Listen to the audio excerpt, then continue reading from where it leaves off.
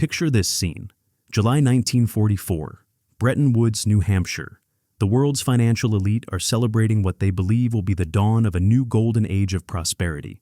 Delegates congratulate themselves on creating the perfect monetary system that will bring stability and growth to the post-war world.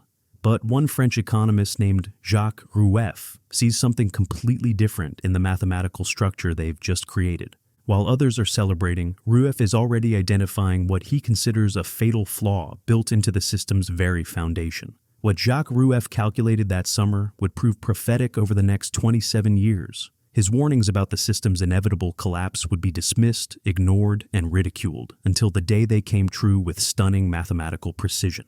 Here's what should grab your attention. America had an 80-year warning about our current monetary crisis.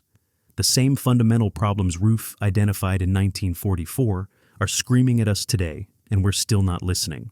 The system our leaders were toasting had a fatal flaw hidden in its very foundation. Under Bretton Woods, America would provide dollars to the world as the primary reserve currency, backed by gold at $35 per ounce. Sounds reasonable, right? But Rueff immediately spotted the impossible mathematics. For the world to have enough dollars for international trade, America would need to run balance of payments deficits. We'd have to spend more abroad than we earned, pumping dollars into the global economy. But here's the catch that made Rueff's blood run cold. Those deficits would eventually exceed our gold reserves. At some point, foreign countries would hold more dollar claims than America had gold to back them up. Think about this scenario. You promise to exchange your IOUs for gold anytime someone asks. But to provide enough IOUs for everyone to use, you have to write more IOUs than you have gold in your vault. What happens when everyone shows up at once demanding their gold? Rueff calculated that this moment of reckoning wasn't a distant possibility. It was a mathematical certainty. The system required its own destruction. But America in 1944 was riding high on victory and economic dominance.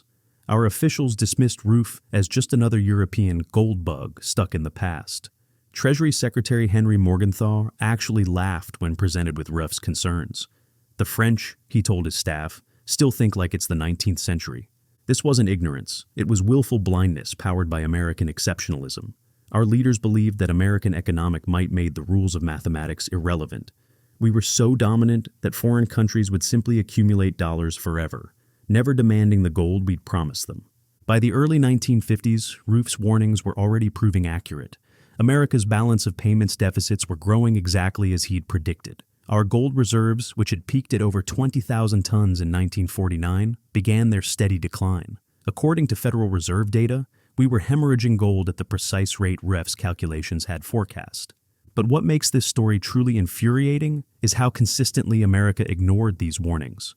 When Robert Triffin formalized Rueff's insights in 1960 with what became known as the Triffin Dilemma, proving mathematically that the system was unsustainable, American officials dismissed him too. They called it theoretical economics, removed from real-world practicalities. Meanwhile, Rueff kept publishing his calculations, refining his timeline predictions with each passing year. He wasn't some doomsday prophet making vague warnings about eventual collapse. He was providing specific mathematical proofs showing exactly when and how the system would break down. The most chilling part, Rueff predicted that when the crisis finally hit, America wouldn't admit the system was fundamentally flawed. Instead, we'd claim it was a temporary emergency requiring temporary measures. We'd promised to return to convertibility when conditions improved, knowing full well that we never could. This wasn't just about monetary policy. It was about America's relationship with mathematical reality. Rueff had given us a precise roadmap of our financial future, complete with warning signs and exit ramps. But our leaders were so intoxicated by the privileges of monetary dominance that they chose to ignore the countdown clock he'd started in 1944. Every ton of gold that left Fort Knox was another tick of Rueff's timer. Every increase in our balance of payments deficit was another step toward the inevitable reckoning. The warning signs were all there, flashing red for anyone willing to see them. But America had made its choice. We would ride this tiger until it threw us off. Consequences be damned. What happened next reveals everything you need to know about how America handles inconvenient mathematical truths. Instead of addressing Rueff's warnings, our government embarked on a systematic campaign to discredit anyone who dared question the dollar's supremacy. Between 1958 and 1961, Jacques Rueff published a series of detailed economic papers that read like a countdown to financial catastrophe. He wasn't making vague predictions about eventual problems. He was providing specific mathematical models showing exactly how and when the Bretton Woods system would collapse. According to his calculations, the breaking point would come when foreign dollar holdings exceeded America's gold reserves by such a margin that confidence would finally crack. The Bank for International Settlements data from this period shows Roof's predictions tracking with disturbing accuracy. U.S. gold reserves fell from 20,312 tons in 1957 to 17,804 tons by 1960, while foreign dollar claims soared past $18 billion. The mathematics were playing out exactly as Ruff had forecast. But instead of taking these warnings seriously, American officials developed a standard playbook for dismissing them. Any criticism of the dollar system was immediately labeled as European jealousy or outdated gold standard thinking. Treasury officials briefed the press that these foreign economists simply couldn't understand the sophisticated new realities of modern international finance. Then Charles de Gaulle decided to turn Roof's academic warnings into official French policy. In February 1965, de Gaulle held a press conference that sent shockwaves through Washington. Speaking directly to the cameras, he declared that France would no longer accept what he called the exorbitant privilege of American monetary dominance. He demanded a return to the gold standard, citing the exact mathematical arguments Roof had been making for over a decade. Think about the audacity of this moment. The leader of our oldest ally was publicly calling out America's monetary system as fundamentally unfair and mathematically unsustainable. De Gaulle wasn't just criticizing policy. He was quoting Jacques Rueff's specific predictions about when and how the system would break down. America's response? Pure dismissal. President Johnson's administration immediately characterized de Gaulle's statements as the jealous ranting of a fated empire trying to regain relevance. Secretary of State Dean Rusk told reporters that France was living in the past and didn't understand the benefits of dollar-based stability. But here's what makes this story infuriating. While American officials were publicly dismissing these warnings, they were privately watching them come true with mathematical precision. Federal Reserve meeting minutes from this period, released decades later, show central bank officials expressing serious concern about the exact problems Roof had identified. France didn't just talk, they acted on Rueff's warnings. Between 1963 and 1966, Operation Vide Gousset saw France systematically convert dollar reserves into gold, repatriating 3,313 tons from American vaults. Other countries began following suit. According to Treasury Department records, foreign gold redemptions accelerated from $1.7 billion in 1964 to $3.2 billion by 1965, 1,967. Even our closest allies started sounding alarms. British Prime Minister Harold Macmillan privately suggested to President Kennedy that America should devalue the dollar to $70 per ounce of gold to restore mathematical balance to the system. Kennedy rejected the idea outright, insisting that American economic strength made such measures unnecessary. The pattern was becoming clear. Every warning proved more accurate than the last. Yet America's response remained the same: deny, dismiss, and double down on the failing system. By 1968, the mathematical reality Roof had calculated in 1944 was becoming undeniable. The London Gold Pool, created to suppress gold prices and maintain confidence in dollar convertibility, was hemorrhaging gold at an unsustainable rate. In March 1968, the pool collapsed after losing 1,000 tons of gold in just 3 months. According to Bank of England records, the final week saw panic buying that drained reserves faster than anyone thought possible. This was the moment Roof's timeline predictions crystallized into immediate crisis. Foreign governments were no longer quietly exchanging dollars for gold. They were racing to get out before the inevitable collapse. Switzerland, Belgium, and the Netherlands joined France in systematic gold accumulation, creating exactly the confidence crisis Roof had mathematically proven was inevitable. Yet even as the London gold pool collapsed and gold markets went into crisis mode, American officials continued their public stance that these were temporary disruptions in an otherwise sound system. Treasury Secretary Henry Fowler announced that the fundamentals of the dollar remained strong and that convertibility was never in question. But the meeting minutes tell a different story. In closed-door sessions, the same officials who publicly dismissed Rueff's warnings were privately discussing emergency measures to limit gold outflows. They knew the mathematics were impossible. They just couldn't admit it publicly without triggering the exact confidence crisis they were trying to prevent. The tragic irony is that by 1969, Even American economists were reaching the same conclusions Ruff had published in 1944. Robert Triffin's work at Yale was proving that the system contained inherent contradictions that made collapse mathematically certain. Yet instead of crediting the French economist who had identified these problems 25 years earlier, American academic and policy circles treated these insights as new discoveries. By 1970, the warnings that had been dismissed as European jealousy for over a decade were becoming the consensus view among international monetary experts. The system was approaching the breaking point Ruff had calculated with stunning precision. Foreign dollar holdings exceeded U.S. gold reserves by a ratio that made convertibility impossible to maintain. America had spent 30 years silencing every prophet of doom, but the mathematics don't care about public relations campaigns. The countdown Ruff had started in 1944 was approaching zero, and no amount of dismissal or denial could stop what was coming next. Camp David, Maryland. August 13, 1971. President Nixon sits across from his economic advisors, staring at numbers that would have made Jacques Rueff smile with bitter satisfaction. After 27 years of dismissing warnings about mathematical impossibility, America was finally facing the exact scenario the French economist had predicted with chilling precision. The numbers on the table told the story of a system in terminal collapse. U.S. gold reserves had fallen to just over 10,000 tons, while foreign claims on American gold exceeded $40 billion. At the official rate of $35 per ounce, America owed foreigners more gold than existed in Fort Knox, the Federal Reserve, and every other U.S. repository combined. This wasn't a temporary liquidity crisis or a confidence problem that better communication could solve. This was the mathematical endgame Jacques Rueff had calculated in 1944, playing out exactly as he'd predicted.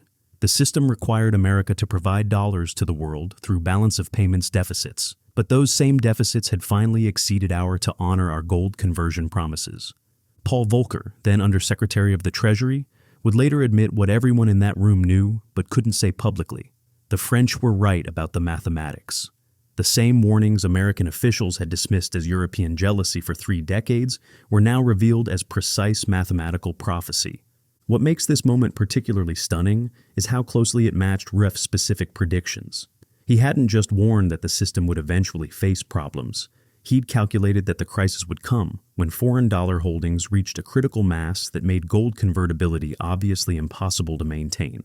By August 1971, that critical mass had been reached and surpassed. Treasury Secretary John Connally delivered the brutal truth to Nixon. We may never go back to it, convertibility. I suspect we never will. This wasn't a temporary emergency measure they were contemplating. It was permanent abandonment of the promises America had made at Bretton Woods. The system Ruff had declared mathematically doomed in 1944 was finally admitting defeat. But here's where the story gets truly infuriating. Even as Nixon prepared to prove Ruff's warnings correct, the administration was planning to frame the collapse exactly as the French economist had predicted they would. Instead of admitting fundamental flaws in the system, they would claim this was a temporary response to currency speculation and promise to restore convertibility when conditions improved. On the evening of August 15, 1971, Nixon addressed the nation with a speech that could have been written from Ruff's predictions. He announced the temporary suspension of dollar convertibility into gold, blamed foreign speculators for forcing this emergency action, and promised that America would work toward restored stability in international monetary relations. Every element of this presentation matched what Ruff had said American leaders would do when the inevitable crisis hit. They would claim the system was fundamentally sound but temporarily disrupted by outside forces. They would promise to restore the old arrangements once conditions improved, and they would never admit that the mathematics had been impossible from the beginning. The international reaction revealed just how accurate Ruff's warnings had been. European finance ministers expressed shock not at the suspension itself. Many had been expecting it for years, but at how precisely it matched the timeline and circumstances French economists had been predicting since the 1950s. According to Bank for International Settlements records, the days following Nixon's announcement saw exactly the kind of global monetary chaos Ruff had warned about. Without the anchor of gold convertibility, currency exchange rates began fluctuating wildly. The stable system that Bretton Woods was supposed to create dissolved overnight into the floating rate uncertainty that Ruff had said was inevitable. British Chancellor of the Exchequer, Anthony Barber, summed up the European perspective. The Americans have been telling us for years that our concerns about the dollar were unfounded. Now they've proven that our concerns were entirely justified. The same allies whose warnings had been dismissed as jealousy were suddenly revealed as the realists in the room. What's particularly striking is how the Nixon administration's private communications, released years later through Freedom of Information Act requests, show officials acknowledging that they were implementing exactly the scenario Roof had outlined. They knew they were proving the French economist right, but political considerations made it impossible to admit publicly. The bitter irony extends beyond just the suspension itself. In the months following August 15th, as Nixon's team tried to negotiate new international monetary arrangements, they found themselves confronting every problem Roof had identified with floating exchange rates and fiat currencies. Without the discipline of gold convertibility, inflation began accelerating, trade imbalances widened, and currency instability became a permanent feature of international economics.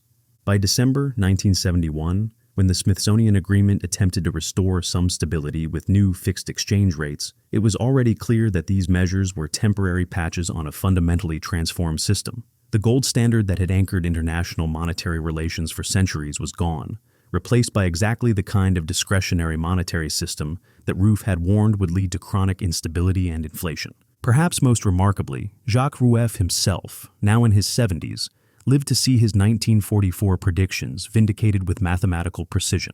The system had collapsed exactly as he'd calculated, on almost exactly the timeline he'd projected, through precisely the mechanism he'd identified as inevitable.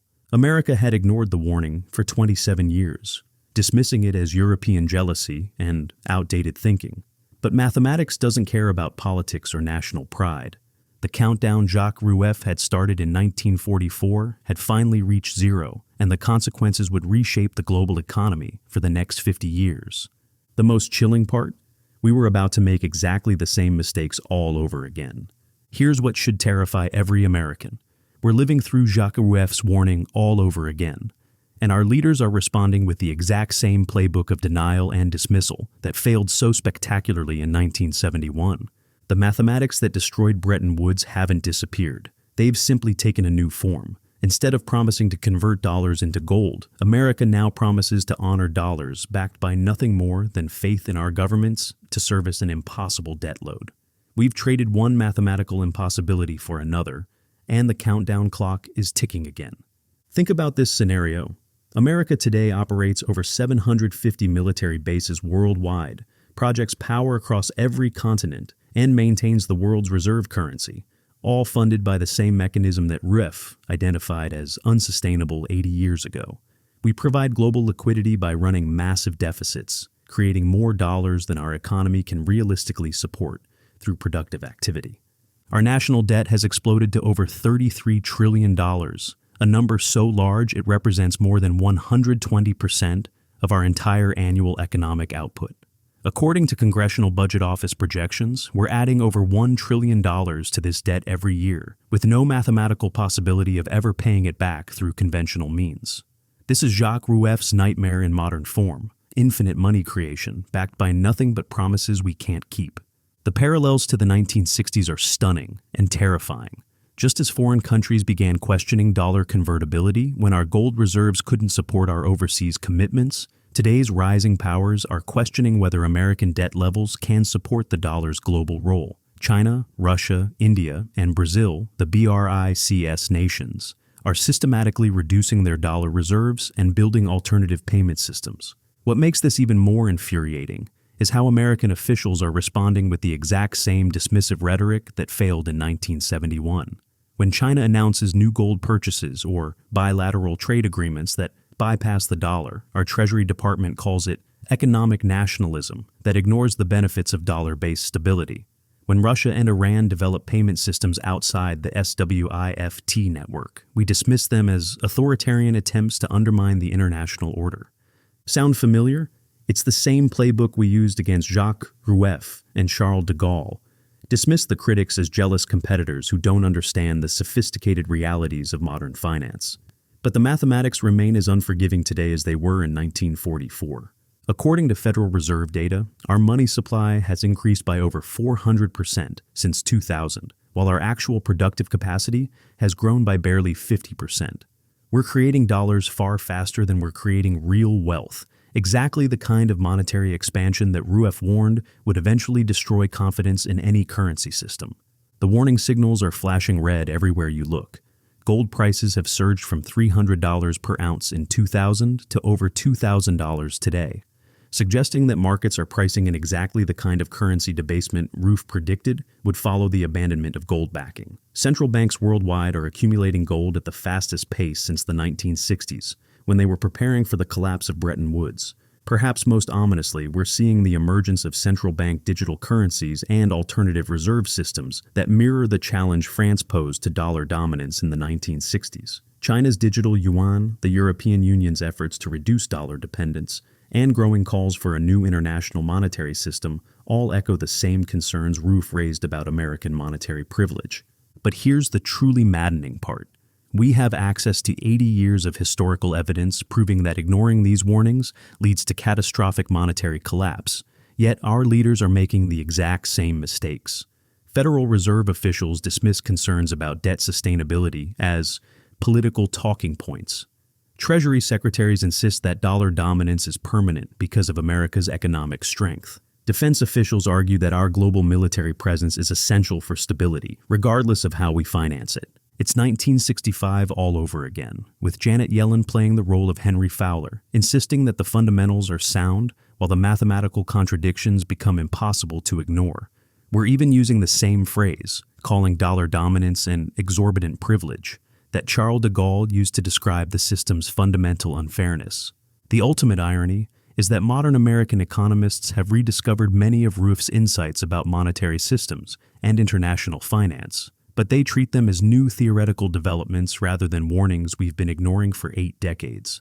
Academic papers on fiscal dominance and debt sustainability are essentially repackaging the same mathematical proofs Rueff published in the 1950s.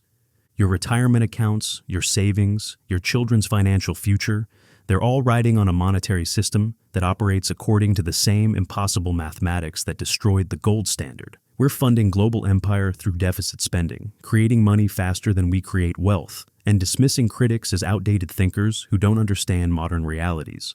Jacques Rueff's warning wasn't just about Bretton Woods. It was about the fundamental impossibility of any monetary system based on infinite expansion backed by finite resources.